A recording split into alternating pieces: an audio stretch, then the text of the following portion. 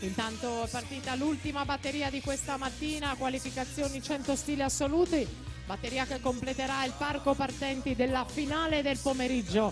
Al passaggio Mattia Zuin su tutti, vira in 24.52, Gregoratti 25.18, Zennaro 25.37. Manuel Frigo detiene il miglior tempo fino ad ora in 51.36 davanti a Sottana 51.79.